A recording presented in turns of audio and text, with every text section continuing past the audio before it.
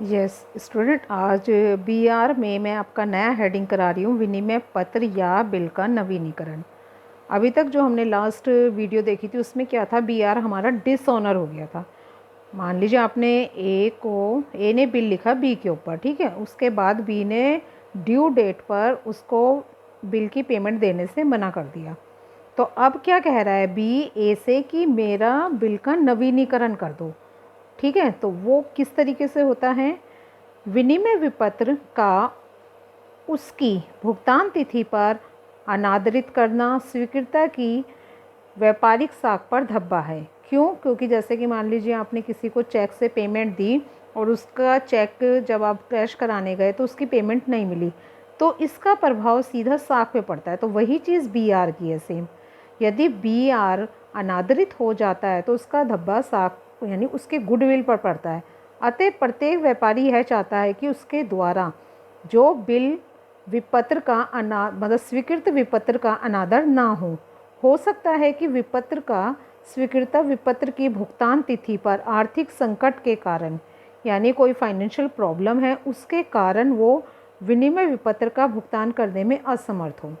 अतः जब इस प्रकार विपत्र की डिसऑनर की स्थिति उत्पन्न होती है तब स्वीकृता विपत्र के लेखक से संपर्क करके उससे निवेदन करता है कि वह उस विपत्र को बदले आगे की अगली अवधि दूसरे विपत्र की स्वीकृति पर ले ले, यानी पहले बिल को रिजेक्ट कर दे यानी डिसऑनर कर दे और एक दूसरा विपत्र लिख दे और बढ़ी हुई अवधि के लिए एक निश्चित दर से ब्याज ले ले।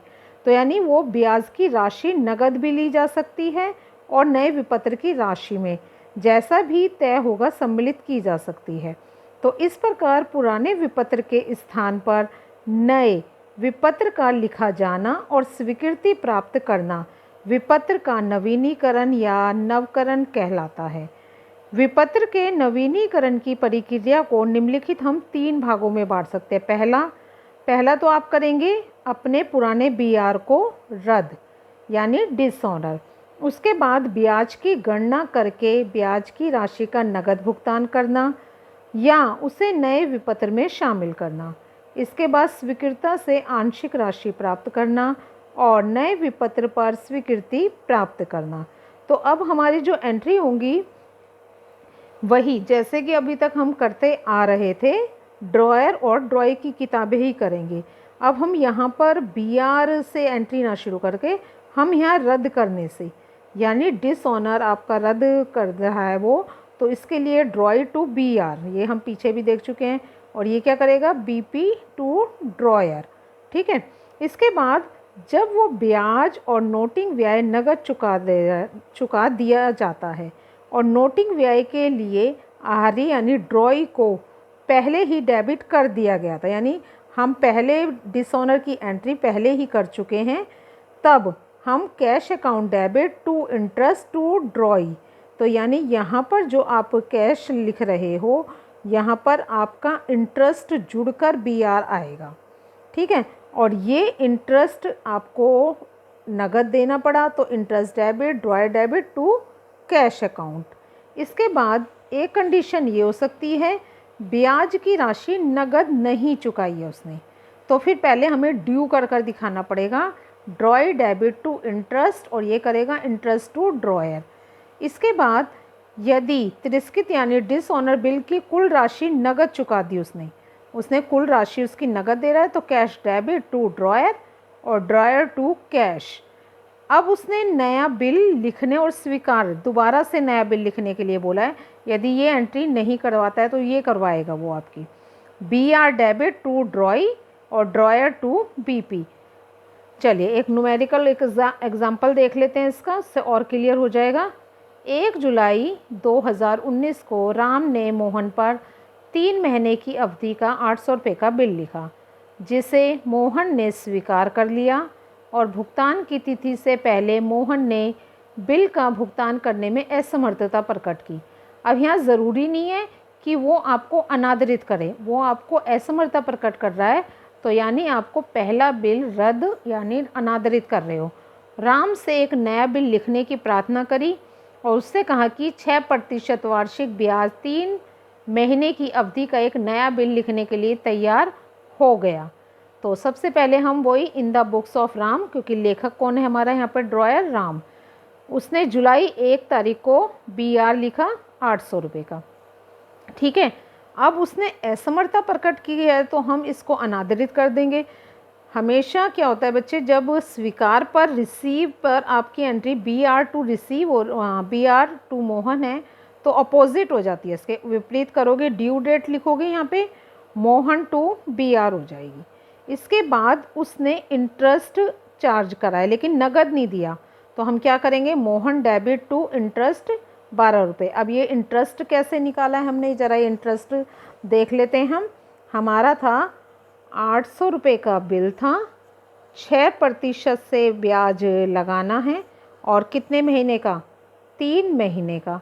तो 2 ज़ीरो से 2 ज़ीरो गई, 6 कम 6, 6 दूनी 12, 2 एकम 2, 2 चौक 8, 4 तिये 12। तो ये हमारा इंटरेस्ट निकल आया है। ठीक है, तो इंटरेस्ट यदि वो नगद देता तो यहाँ मैं लिखती cash account debit to interest. ठीक है, अब उसने नगद तो दिया नहीं तो हम इसे ड्यू कर कर दिखाते हैं, मोहन डेबिट टू इंटरेस्ट। इसके बाद उसने नया बिल लिखा। अब जब उसने ये ब्याज का पैसा नगद नहीं दिया है अभी, तो अब जो हम नया बिल लिखेंगे तो उसमें ये 12 रुपये इंटरेस्ट के हम जोड़ देंगे। तो अब नया बिल हम क्या लिखेंगे, BR account debit to Mohan 812 रुपये। अब इंटरेस्ट का पैसा यदि वो नगद दे देता तो हम यहाँ 800 का लिखते हैं। अब उसने नगद नहीं दिया है तो ये इसमें जुड़ जाएगा, क्योंकि इसने यहाँ पे कह भी दिया है आपका कि राम ने 6% वार्षिक दर से 3 अवधि का ब्याज के साथ नया बिल लिखने के लिए कहा है। ठीक है, तो इसके बाद cash account debit to BR, due date पर उसका बिल उसने चुका दिया। अब इसकी तो ईजिली आप बुक खोल लेंगे, क्यों, क्योंकि राम के अपोजिट होना है सारा यहाँ पर मोहन। ठीक है, यदि यहाँ BR टू मोहन आया तो यहाँ क्या आ गया आपका, राम टू BP, और इसने फिर कैंसिल करवाया तो BP डेबिट टू राम। हमेशा एक बात याद रखिए, यदि आपकी एक की किताबें खुल गई हैं तो उसके अपोजिट चलती है दूसरे की किताबें, है ना भाई। आपने वहाँ राम की किताबों में राम, शाम को, शाम था दूसरा व्यक्ति आपका, मोहन, सॉरी मोहन था, तो मोहन की किताबों में अब क्या आ जाएगा, इंटरेस्ट टू राम। वहाँ पे क्या था आपका, मोहन टू इंटरेस्ट, और ऐसे ही फिर राम टू BP, और लास्ट में भी पेमेंट चुका दी इसने BP टू कैश। तो ये हमारा एक क्वेश्चन यहाँ पे इसका एग्जाम्पल मैंने नवीनीकरण का आपका कंप्लीट करा दिया है। यस बच्चे, चलिए एक क्वेश्चन करते हैं बिल का नवीनीकरण का। 1 मार्च 2019 को दिलीप ने देवेश से 1000 रुपये का माल खरीदा। उसी तिथि को धनराशि के लिए देवेश द्वारा 2 महीने की अवधि का विनिमय विपत्र स्वीकार किया गया। देवेश ने यह विपत्र बैंक से 6% ब्याज दर से भुना लिया। इसके बाद परिपक्वता पर क्या, यानी ड्यू डेट पर बिल डिसऑनर हो गया और उसमें नोटिंग चार्ज भी आ गया। देवेश ने दिलीप से 225 रुपये नकद और 800 रुपये का विनिमय विपत्र भुगतान 3 माह बाद होना है लेने पर सहमत हो गया। भुगतान तिथि पर दिलीप ने भुगतान कर दिया। देवेश की किताबें खोलिए और दिलीप का खाता खोलना है हमें। यहाँ पे जो जर्नल एंट्री करनी है वो हमें देवेश की किताबों की करनी है। तो दिलीप ने देवेश से माल खरीदा तो देवेश ने क्या करा है, माल बेचा। किसको, दिलीप को, मार्च की 1 तारीख को। इसके बाद उसने क्या करा, उसे 2 महीने की अवधि का बिल लिखा था वो स्वीकार कर लिया और देवेश ने उसे अपने बैंक से भुना लिया। तो चलिए हम मार्च, भाई 2-4 दिन बाद ही भुलाया होगा उसने, तो हम 3 दिन अनुग्रह वाले इसमें प्लस करके अपना बिल बैंक से भुना लेते हैं। तो हम क्या करेंगे, bank account debit, discount account debit to BR account, narration being bill discounted. ठीक है, अब पैसे लिख देते हैं इसके। हमारा बिल कितने का है, पूरे 1000 का। ठीक है, अब इस 1000 का हम डिस्काउंट निकाल लेते हैं। आपका 1000 और कितने महीने का बिल है ये आपका? 2 महीने का। तो 2/12 कितने प्रतिशत? 6/100। 2 जीरो से 2 जीरो, 2 एकम 2, 2 6 12, 6 से 6। तो हमारा डिस्काउंट कितना का आ गया? ये 10 रुपये का। ठीक है, तो 10 रुपये मैंने कहाँ लिख दिए? यहाँ पे अपने डिस्काउंट में। 1000 में से 10 गए तो कितना? 990 रुपये। ठीक है, अब इसने क्या कहा कि भुगतान की तिथि पर, परिपक्वता पर बिल अनादरित हो गया। तो अब हम ड्यू डेट लिखेंगे। ड्यू डेट क्या आएगी हमारी? देखो, मार्च 1 था, अप्रैल, मार्च के बाद क्या आ गया आपका? अप्रैल, अप्रैल का मई, और मई की 4 तारीख, क्योंकि ड्यू डेट पे ही बिल अनादरित करोगे। अब कौन है आपका? ड्रॉई दिलीप। तो Dilip debit to bank account. अब यहाँ आपको डिसऑनर की वो 4 एंट्री याद रखनी पड़ेंगी। एक तो मैंने आपको बताया था देय तिथि पर। देय तिथि में क्या आता है? यहाँ 2 BR और नोटिंग चार्ज के पैसे मैं अलग से लिखती। अब जब हमने ये बैंक से भुनाया है तो जब बिल हमारा अनादरित होता है तो नोटिंग चार्ज के पैसे हम इसी में ही प्लस करके दिखाएंगे।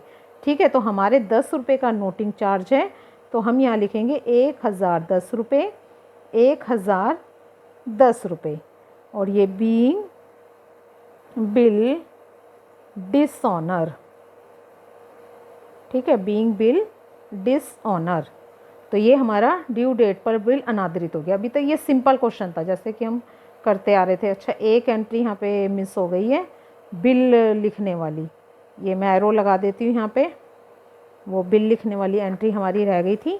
यहाँ पे डालेंगे आप मार्च 1 तारीख, BR account debit to Dilip. ठीक है, 1000 बीइंग बिल एक्सेप्टेड रिसीव। ठीक है, एक्सेप्टेशन या एक्सेप्टेड रिसीव।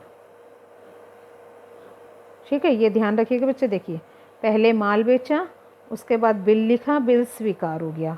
3rd नंबर पे हमारी हमने बैंक से उसे भुना लिया, इसके बाद अनादरित हो गया हमारा बिल, अनादरित यहाँ तक हो गया। और अब इसमें क्या करना है बच्चे? एक एक एंट्री को पढ़ते जाना और जर्नल एंट्री करते जाना। तो ये हमारा यहाँ तक हो गया। हमने नोटिंग व्यय दे दिया। देवेश ने दिलीप से 225 रुपये नगद और 800 रुपये का विनिमय विपत्र का भुगतान 3 महीने बाद सहमत।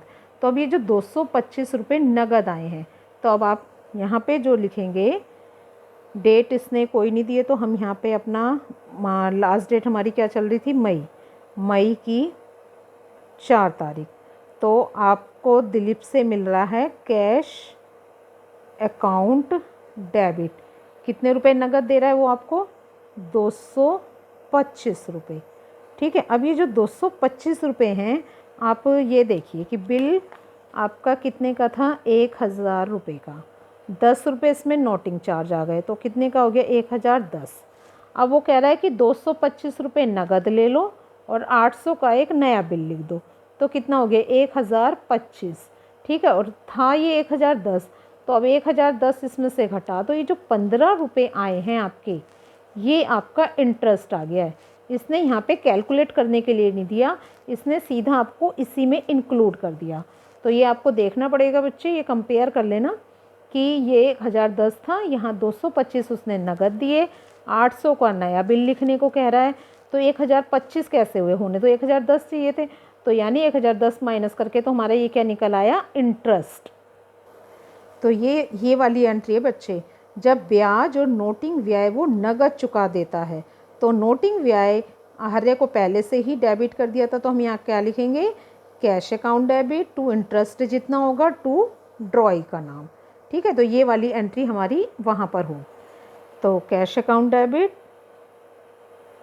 टू इंटरेस्ट और टू दिलीप। ठीक है, तो अब ये क्या है? इंटरेस्ट कितना है यहाँ पे आपका?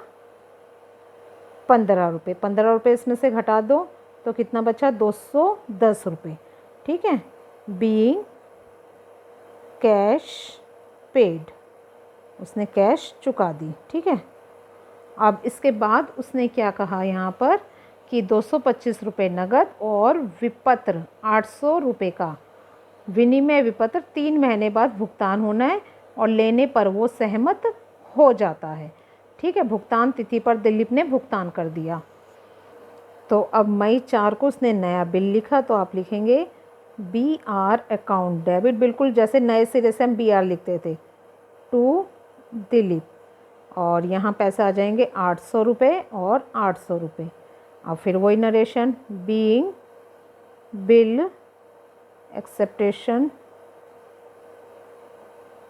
रिसीव। ठीक है, अब उसने कितने महीने का बिल लिखा है, ये दोबारा से 3 महीने का। तो मई, जून, जुलाई, आपका मई पूरा है ना, जून, जुलाई, अगस्त की 7 तारीख, यहाँ अगस्त की 7 तारीख लिखेंगे। आपको पेमेंट मिल गई है, cash account debit to Dilip, ये 800 रुपये और ये 800 रुपये। ठीक है, बीइंग कैश रिसीव। ठीक है, तो इसमें बस यही ध्यान रखना है बच्चे, जैसे जैसे एंट्री लिखिए उसी तरीके से आप जर्नल एंट्री बनाते जाइए। जैसे पहले माल बेचने की, फिर बिल लिखने की, उसके बाद बैंक से भुनाने की, फिर डिसऑनर हो गया, डिसऑनर नोटिंग चार्ज के साथ, फिर उसने नकद दे दिया, 800 रुपये का नया बिल लिखा और फिर बिल चुका दिया। ठीक है, तो ये हमारा क्वेश्चन कंप्लीट है।